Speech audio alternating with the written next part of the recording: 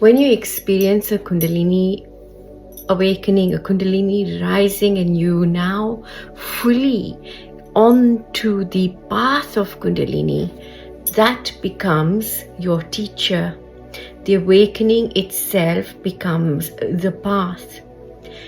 What the awakening does, one of the biggest offshoots of this awakening is when you realize that the only thing possible that will ever pass through the mind are thoughts that are not real.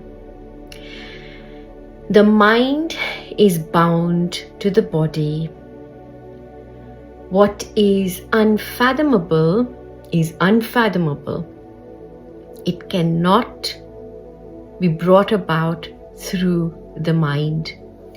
As you go through your Kundalini awakening, you're going through a purification of your mind. So you're going through purification of your senses. You're moving from conditioned existence to a possibility of a manifest reality through layers of unraveling of these conditioned existences that you have already experienced. As you go through this, your focus is no longer on the stories. There are legends, there are stories, there are Puranas, there are Vedas, there are so many Samhitas, Agamas, there are so many writings, scriptures, teachings. When you're on that path, you move beyond.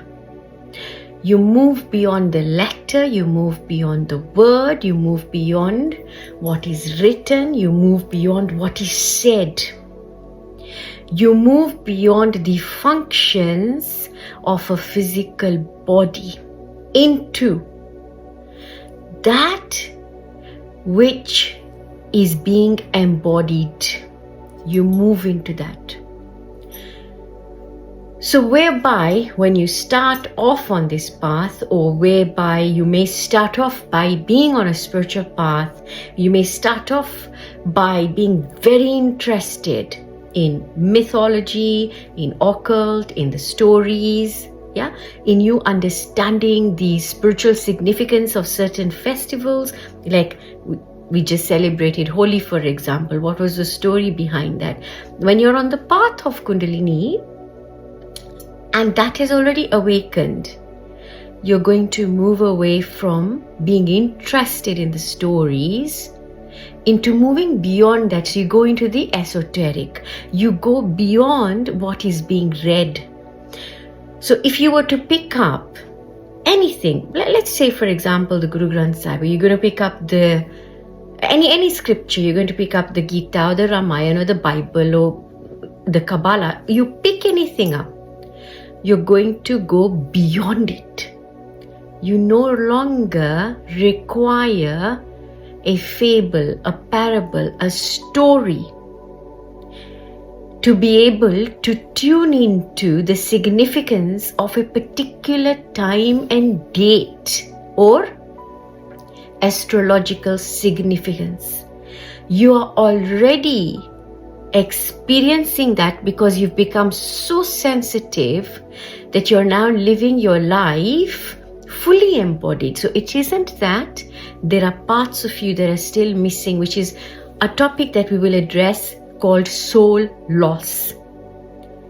But when you're fully embodied, when you're fully feeling that life, and even if it means you're feeling sadness, you will not be feeling sadness because you're switched off or that you're missing a part of you or a part of your soul, but you're feeling it because you're truly feeling life's ebbs and flows fully and deeply, because you're fully embodied. So you can go through the gamut of the experience without hiding or shying away from any as being good or bad.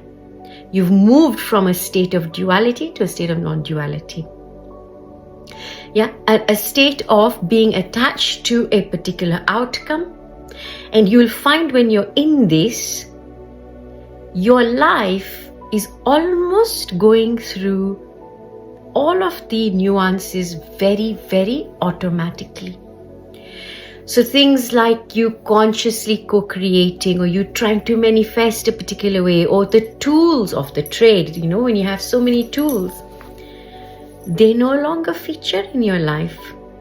Sadhana, a spiritual practice, no longer features in your life. You don't feel the need to do it. And for those of you in transition, the one thing that you'll find is that you don't feel like doing it anymore, but because you fear not doing it, you're forcing yourself to do it. Yeah. And for some of us, it will be the sensation or the sensory experience of being in the sadhana that keeps us there. So that when you're not getting that sensory experience, you start to miss it.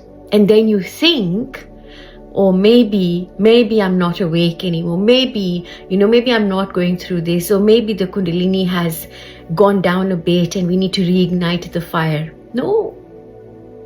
Yeah, this is all a talk that is going on inside the mind.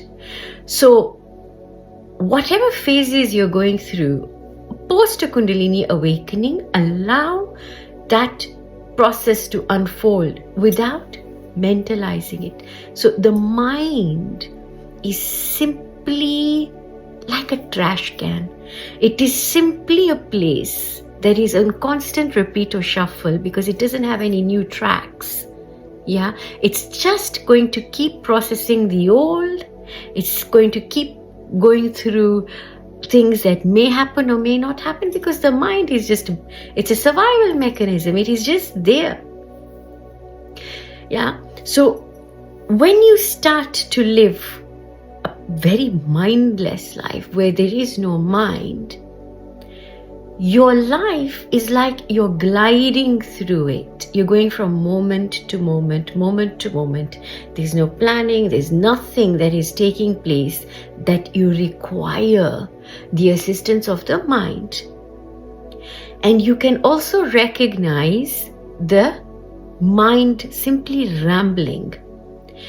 And you know when to say to the mind, stop. Stop trying to interrupt what I'm doing. Now, the moment you start to get affected by something that consciously is not real, but because it's causing an effect on you, then unconsciously there is a belief that there's something real in that. So that is an invitation to delve deeper into that. Sending you so much love. Allow the awakening. That is the greatest teacher. Lots of love.